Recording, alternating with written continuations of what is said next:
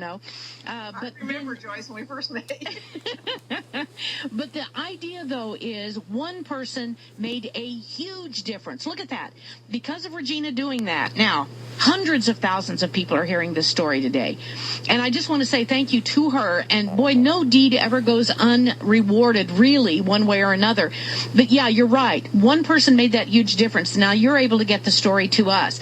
But you went to Michelle Bachmann. What was Michelle Bachmann's? And tell the story about that, what happened at her office. Well, we didn't ever speak to Michelle Bachmann. I called every congressional person I could think of that would be interested, I would think, in knowing the truth. Ron Paul was very interested, but he was actually thinking about getting out of Congress, and he wasn't going to get involved on that level.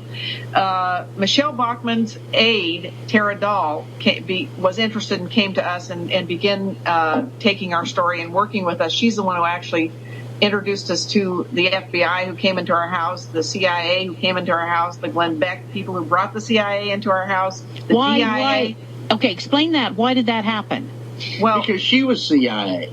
Yeah, she was CIA. And they wanted to find out how much we knew and how much inside information we had. They kept trying to get the 200 gigabytes of secret information that Joanne secreted out of Libya. Have that. And tell them who was CIA. Tara Dahl. Who was Tara Dahl? Tara Dahl was Michelle Bachmann's aide. Yeah. And Glenn Beck brought in a gal named Nikki Barakal. She's the first one to threaten to kill us if we didn't shut up. But what happened was wait a minute. How did that happen? Well, the first thing that happened was Tara Dahl introduced me to a guy she said was her friend who worked for the FBI Terrorist Task Force. And when he heard we had been captured by Al-Qaeda, he said, you should have been debriefed.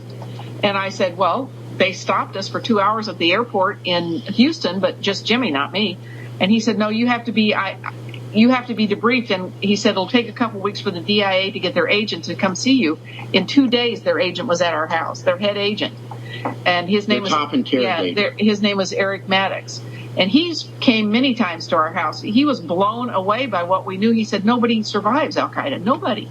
The first time he said, you all need to be written up in the Guinness books records because nobody gets out of Al-Qaeda's hands alive. And then a couple weeks later, he said, you all weren't supposed to get out of North Africa alive. Well, I put him on the phone with the Libyans. He talked to them a lot. We verified it.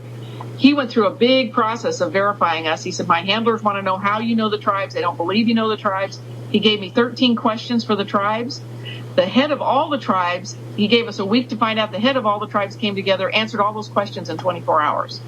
And I had him back to him in 24 hours. He was blown away. Pete Sessions, when I met him, he went to the head of the DIA. And Regina did that. She put us in front. Yeah, Pete Sessions said, I want to understand why they didn't make you their best friends, why they attacked you. And he said the head of the DIA had no answer for me, but he confirmed everything you told me. He said, I'm telling you everything you told me. He confirmed as the truth. He said, including soft kill, blacklisting, all these dirty tricks they've done. He said they confirmed. And he said, I'm telling you, everything you said was confirmed to be completely accurate. He said, and on top of that, all your intelligence, actionable intelligence on the ground in North Africa, not only Libya, has proved to be 100% correct. He said where did Glenn Beck? You mentioned Glenn Beck. Where did Glenn Beck come in on that? Tara Dahl called me one day and she said Glenn Beck, the Blaze, a guy named Joe Weasel. Head of well named. Would like to Weasel. Joe well Weasel. Named. And he was the head of he was going to do a documentary on us by the Blaze, 2-hour documentary. He said Glenn Beck wants to have you on his show. Tara Dahl introduced us, and she tried to act like she didn't know him, but I know she knew him real well. Anyway, they came to our house. They stopped whatever they were doing in Florida and came to our house the next day. There was three of the Blaze and one lady. They said, we're going to bring someone for your security because you need security. You're in more trouble with this government. You're in more danger with this government than you were in the hands of Al-Qaeda. So they brought this lady to protect us. Her name was Nikki Barakal. They spent 6 hours with us. They listened to the story, and they left, and they were supposed to come back in 2 days. They never showed up, so I called Joe Weasel. He didn't answer. Instead of him answering, Nikki Barakal, this lady, called me back, CIA lady, and she said, I have canceled the project. It's my call. You are to continue giving this intelligence you have to intelligence people, and you need to shut up about Libya or you'll have no life. I said, that sounds like a threat. Yeah. She said, you stand down and do exactly what I'm telling you. You won't have a life.